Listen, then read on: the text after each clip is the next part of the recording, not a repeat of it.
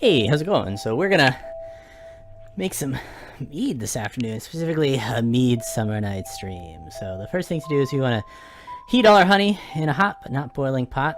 My goal here was to stay below 105 degrees Fahrenheit just to heat the honey up enough to make it flow really easily. And I think I failed at that miserably. You'll see later. I think I got to 107, which ended up being just fine. Here it starts out at a cool 82 degrees. And the next step, of course, is the most important step. Sanitize, sanitize, sanitize. We want to sanitize every single little bit of our equipment. We're going to start by filling up. I use my gallon carboy to help me measure out for the star sand. And on the packet of star sand, it says you're supposed to use 5 gallons of water for 1 ounce of star sand. But I think my sink only fills 4, so I end up using 4 gallons of water for 5 ounces of star sand, which works just fine. So I'm gonna fill it all up to the 5-ounce line. We can see that here. Oh, so close. It's about half an ounce, so almost there. Boom. Perfect. That's 1 ounce. So it's a little bit of overkill.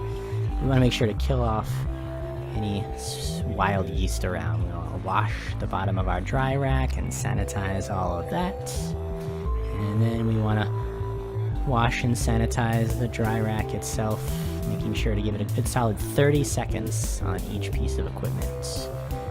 We're going to sanitize our cutting board and our knife to cut up the lemons, our cylinder for the hydrometer, the lid of the fermenter bucket, our stir, the hydrometer, our wine thief. What else? What else? What else? Oh, and the bucket. We're going to rinse out the inside of the bucket. I've just discovered this neat trick, turning things upside down and then using the hose on it in the sink. And again, we want to just make sure that there's 30 seconds on each surface. Spin it around. Spin it around. Spin it around. Great, so now we sanitize the pot we're going to use to heat the honey. Wait, what's in the... Is there something underneath here? Wait, what is this? What is this?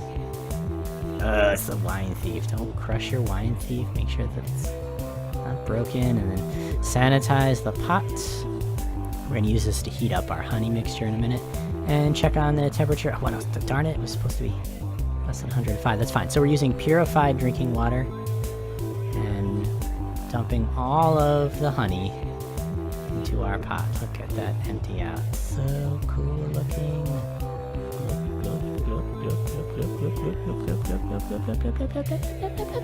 Just get it all.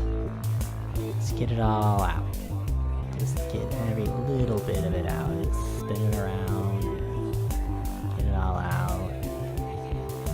Scratch your eye. Squeeze the bottle. Tap, tap, tap, tap, tap, tap, tap, tap, tap, tap, tap, tap, tap, tap, tap. Can we get it? Are you sure? Yeah. That's close enough. We're using Bernard's Acadiana honey. That's about as local for me as I can get from the supermarket. We're using 3 pounds of honey for 1 gallon of water here. That's pretty standard to start with that. So then we're going to fill up the pot to a certain amount with some of the purified drinking water, just to help distribute evenly the honey into the water, so that must is really one uniform amount. And turn the oven on, or the stove on, and stir it up, and stir it up, and stir it up, and put our lid on, and we'll let that sit here on low. Meanwhile, we want to, again, finish sanitizing our airlock and our Erlenmeyer flask. We'll use that to rehydrate our yeast in a minute. And now I'm going to sanitize the lemons as well, too, because I'm a little weird like that. So now that the honey is uniformly mixed and it's nice and warm, we're going to pour our must into our primary fermenter. Very, very carefully. Don't spill it on the floor. Your wife will get really mad at you. Almost, almost. Good, perfect. Yeah! Very exciting. So, for this recipe, I took 2 organic lemons and I quartered them and I put all of them in here. And after I tasted it later on, it was a little more sour than I thought. So I think for the next time around, it's been suggested to me that you want to use lemon juice and zest the lemon and not put the rest of the pit in there, because that made it a little more sour than I like. I'm hoping that that'll age out eventually, but I won't find out until next year, really. Make sure they're both quartered up. Drop them in your primary fermenter. And add your lemons. I've got, I think it was 5 ounces of lemons, or not lemons, rose. Oh, it's too much. That's too much. It's too much. That's too much. That's too much. That's 5 ounces of rose petals. Is way too much, buddy. It's way too much. So now we're gonna take out enough here, and we're gonna just. That's way too much. We're just gonna take out enough so that there's just a light covering on the top, and I'm gonna guesstimate that there's still roughly 2 ounces of rose petals in there. So let's just go with that. It's 2 ounces of rose petals, and save the rest of them for another batch. Put the cap back on the primary fermenter to keep anything from getting in there, and in the meantime, we're gonna add in some tannin powder. This is 1/4 of a teaspoon of tannin powder for 1 gallon. Just tap, make sure we got it all. A little more. That's close enough. And we're adding 1/8 of a teaspoon of yeast energizer. I decided to do staggered nutrient additions to this, and it really worked out well in the long run. If y'all are considering doing mead, I strongly recommend looking up how to do staggering nutrient additions to your mead, because it goes a long way to helping the yeast colony grow. And then we want to top off with some more water. Make sure you have enough set aside to put into your vessel you're going to use to rehydrate your yeast, and I've done that already separately. And mix it all up. Mix it.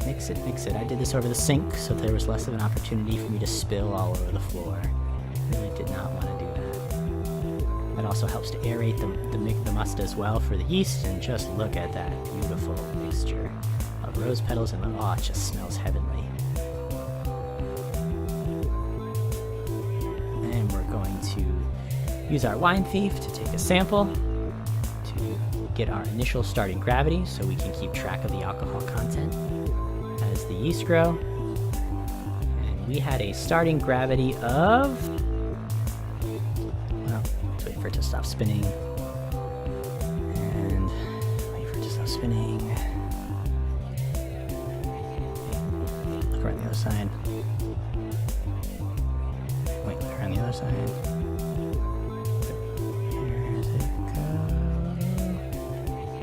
1.096.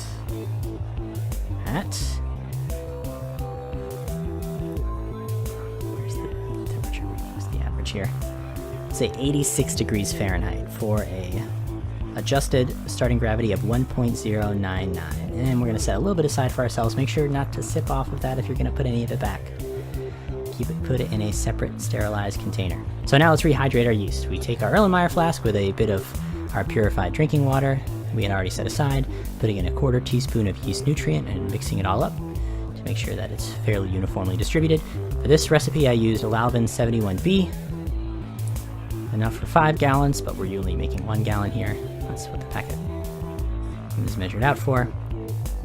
And we're going to add that to our Erlenmeyer flask. Really get it all out. And gently stir it up. Very gently stir it up. And we want to put our airlock on top so that as that rehydrates, there's no opportunity for wild yeast or bugs or anything to get inside. So now we go back after 20 minutes have passed and the yeast have had an opportunity to rehydrate.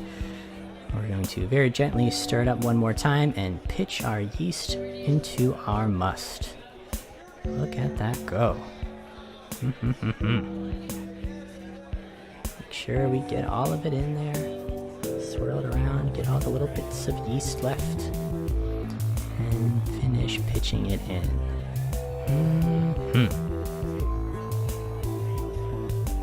Now we want to aerate it. Make sure that there's plenty of oxygen available. for the yeast to multiply, colonize. Stir it up very, very, very gently in the first phase here. Very, very gently. When you're doing your staggered yeast addition or staggered nutrient additions later on, you're going to do it with a little more fervor to help oxygenate the yeast.